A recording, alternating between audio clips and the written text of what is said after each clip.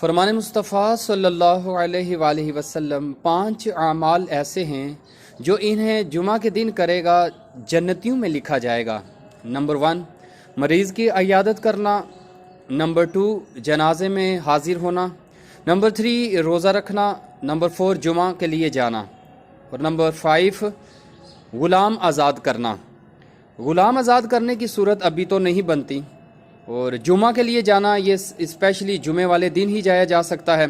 باقی جو 3 اعمال ہیں، جیسے مریض کی عیادت کرنا، اگر کوئی بیمار ہے عام دنوں میں تو اس کی عیادت کرنی چاہیے، اور جنازے میں حاضر ہونا، اگر جنازہ عام دنوں میں ہے جمعہ کے علاوہ تو پھر ہمیں جنازے میں بھی شرکت کرنی چاہیے۔ جمعہ والے دن فضیلت اس لیے ہے کہ جمعہ والے دن علماء کرام فرماتے ہیں کہ جمعہ والے دن 1 نیکی 70 نیکیوں کے برابر ہے،